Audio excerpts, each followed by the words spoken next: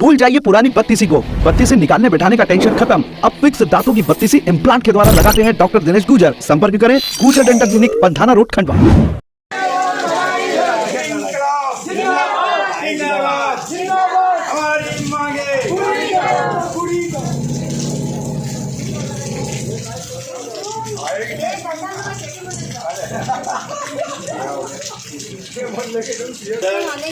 वो जो का जो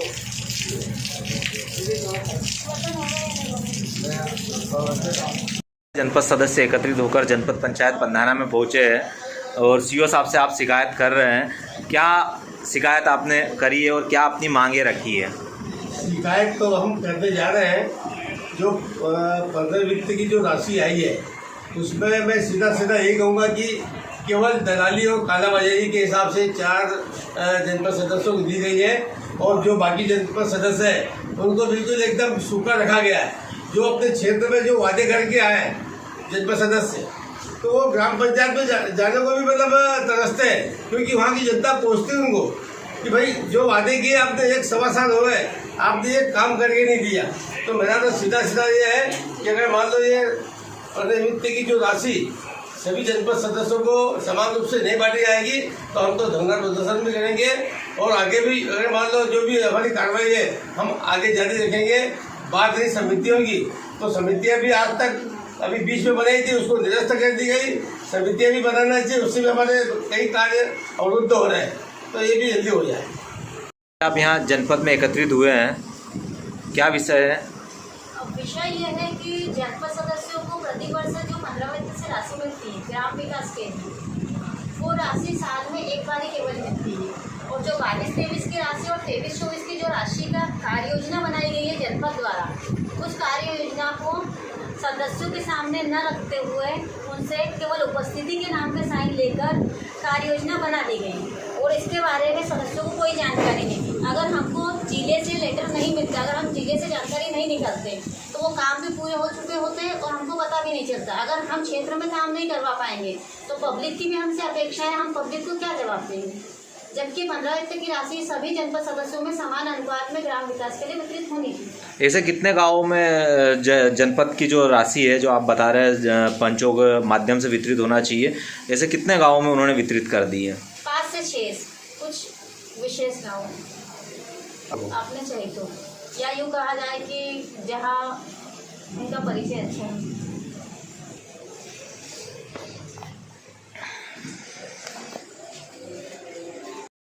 संग्राम सिंह मोर, कहाँ से आप जनपद सदस्य? ग्राम कुंठी, वो जनपद सदस्य प्रतिनिधि। क्या आज जनपद में आप सारे लोग एकत्रित हुए हैं, क्या कारण है? कारण ये है कि चुनाव को लगभग 1.5 वर्ष पूरे होने में है और ये बेचारे जो जनपद सदस्य बने हुए हैं ये भी अपने कई वादे करके गांव में से आए हुए हैं, वो वादे पूरे इनके खरे नहीं उतर रहे हैं। 1,33,43,000 रुपये अभी जनपद में कुछ राशि आई हुई थी, ये बगैर जनपद सदस्यों को संज्ञान में लिए ये 3-4 पंचायतों में बढ़ गई। ये तो बहुत बुरी बात है, अच्छी बात थोड़ी है। या बेचारा जनपद सदस्य अपने अपने क्षेत्र में कोई कहीं वादा नाली का करके आया है तो कोई चबूतरा का वादा करके आया है, वो उनके वादे फेल हो और जो क्षेत्र की जनता है वो इन्हें बहुत कोस रही है, गालियां दे रही है। इनकी हालत ऐसी है कि ये किसी ग्राम पंचायत में जा नहीं सकते अब। तो ये इसको देखते हुए ये यहाँ पर जनपद में जो राशि आवंटन हो गई है वो बहुत बुरी बात हो गई है, उसको कहीं निरस्त करवाना चाहिए और ये विचारों को संज्ञान में लेके ना जितने जिनके हिस्से में आ रहे हैं उनको देना चाहिए ग्राम पंचायत में, जिसका भी बताया उसको। अगर ये राशि आप लोगों के संज्ञान में नहीं आती है और पूरी तरीके से बढ़ जाती है, इसके बाद आप क्या एक्शन लेंगे? एक्शन क्या लेंगे? बेचारा ये सब अब इकट्ठे होंगे,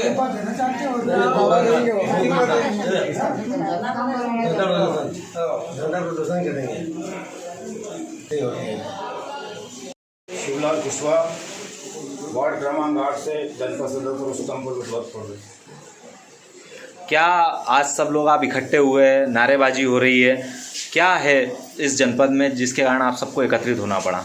ऐसा है कि लगातार हम 1 वर्ष से जनपद सदस्य 1-1.25 साल होने को आ गया हमको जनपद सदस्य होने को, न तो पंधाना जनपद पंचायत में आज तक हमारी समितियों का गठन हुआ है, न हमारी जो एक साल में जो राशि आती है, मैंने ऐसा सुना था कि 1,33,00,000 रुपये आई हुई थी।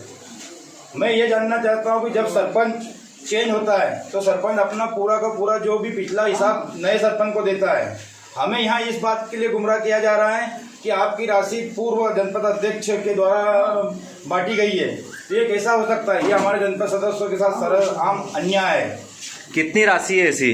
1,33,00,000 रुपए की राशि जो आई हुई हमारे जो प्रत्येक जनपद सदस्य को उसके स्टेम जो भी आ जाए 3 लाख, 5 लाख, 8 लाख, 10 लाख, बाकी चुनिंदा 4 से 5 लाखों को हमारे सदस्यों को, वो भी हमारे सदस्य हैं और अध्यक्ष उपाध्यक्ष के गांव में बांट लिए हैं। ये ऐसा नहीं होना चाहिए। दूसरी बात यह है कि हमको 1 साल हो गया, 1 साल से किसी भी जनपद सदस्य को ग्राम पंचायत में सम्मान नहीं दिया जाता है, जनपद सदस्य को कुर्सी नहीं दी जाती है, जनपद सदस्य को किसी भी प्रकार के काम में नहीं बुलाया जाता है, न भूमि पूजन में बुलाया जाता है।